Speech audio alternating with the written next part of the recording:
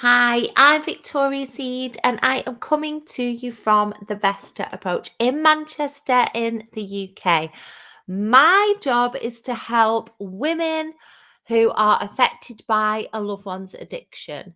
And I've been doing this work for a long, long time. And every week I create a session for you for around 10 minutes on a topic related to addiction and family recovery.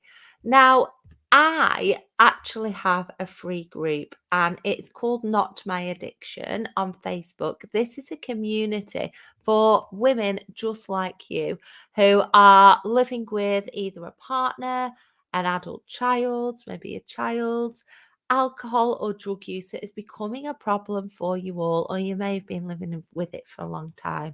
I will drop the links in underneath this live on the social media so that you can join that. Today, what we're talking about is the 5 reasons to stop drinking or taking drugs with your loved one. Now, this is a bit of a funny topic because obviously a lot of people outside this world will think, oh, well, if you're living with somebody else's addiction, then surely you're not going to be drinking or taking drugs yourself. And that's just a judgment. Quite often, a lot of the time, people will use drugs together, or drink together, perhaps at the start of a relationship or for a significant part of the relationship. And perhaps one of those people within that relationship, whether it's a family relationship or a loving relationship, a partnership, one of those people might end up having problems and the other person doesn't. And that doesn't necessarily mean that the other person does not continue to use substances at all. But today's session is about why we need to consider stopping using with your loved one. Okay.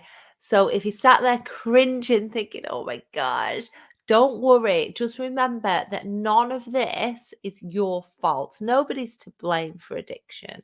It can happen for a number of reasons. But what I wanted to get to today, because it does come up in quite a lot of my client work, and it's something that I've never spoken about before. So I thought, you know what? Let's do a live on this. So I'm just going to check my phone because I've got my notes on here. So the first reason is you need to let go of how things used to be. So the thing is, you might have done those things. You might have met and you're going out drinking or having meals or clubbing, partying with friends, whatever it is. Or whatever the situation is for you in particular. But we don't forget those times. We don't forget those good times if there were good times. We can hold on to them, but we need to consider the fact that, your loved one may well be getting some differing messages from you. If one minute you're saying, please, you need to stop using substances, you need to get help, and the other minute, it's a different scenario. So that's the first thing. Just pause on the way things used to be, because in order to create a change, we've got to create a change in the environment. We can't change the other person, that's up to them.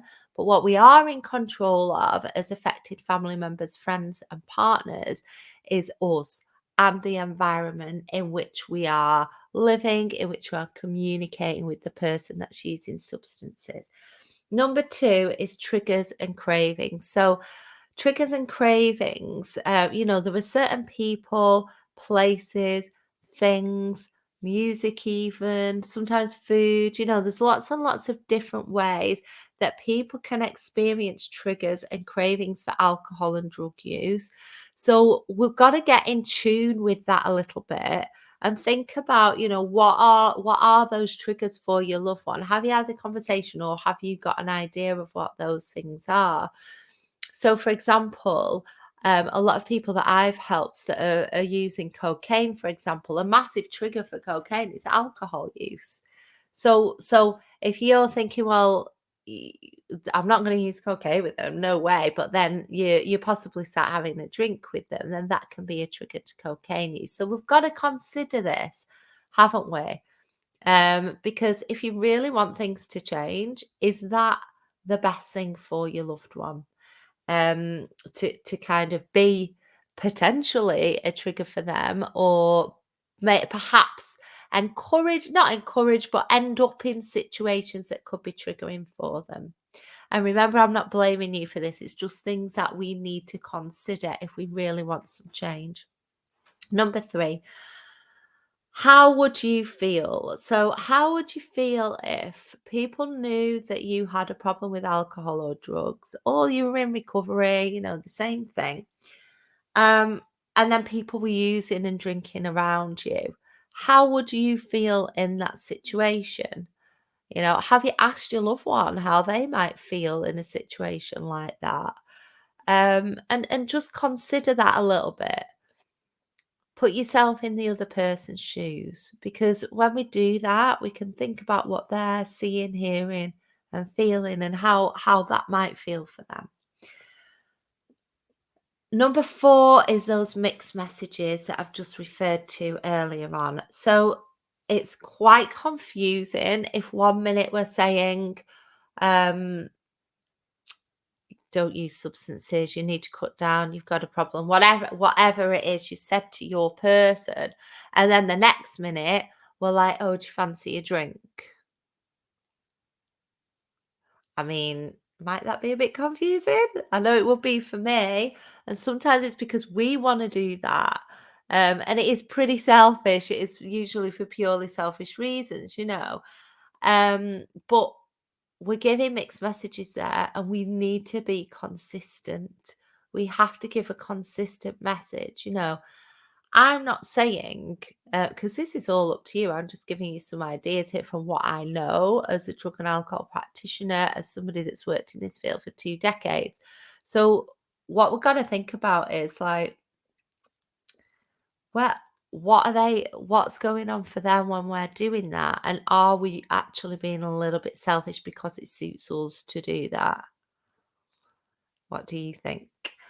Ammunition is number 5. So I put ammunition.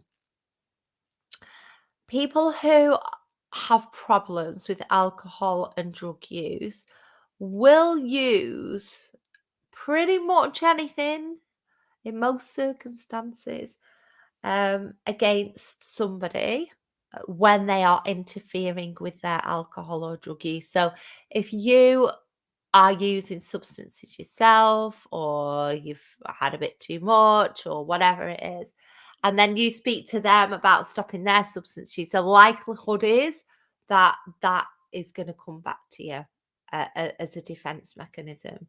Because what happens is when somebody interferes with their substance use, they want to retaliate because they want to protect it, because a lot of the time they don't really want to stop, or they don't know how to stop. So what we've got to just consider here is, that deflection of blame. We don't really want to be giving any reasons for that person to be able to use things against us. It just kind of weakens our argument. You know what I mean? So let's just have a recap of those. Number 1, just let go for the moment of how things used to be. Number 2, consider triggers and cravings and how triggering it might be for somebody when you're going and using substances with them. Number 3, consider how you would feel if you were in their shoes and this was happening. Number 4 is those mixed messages. How are we going to be consistent and strategic when we're giving mixed messages around what we want to happen? Number 5 is that ammunition, that deflection of blame when we're interfering with use. So we've got to try to avoid providing that, really. Now, does it mean that you can't use substances yourself? Absolutely not. Arrange to go and do it with your friends. Go out, stay with family, whatever you need to do. But just let's have a little bit of consideration for this topic. So that's it, really. If you've got any questions, comments, reflections, pop it in. I post this on all my social media, and my lovely women in my group will be seeing this as well. So don't worry if you comment, nobody else will see that. Over on LinkedIn, I'm posting, Instagram, YouTube, Facebook, and come and follow me on those socials. And if you need any help, of course, just get in touch. Drop me a DM. I'll be opening up some one-to-one support and a group work program in September. So I'm pretty full for now. But if you need any support in the meantime, I am absolutely happy to help. Take care. Bye bye.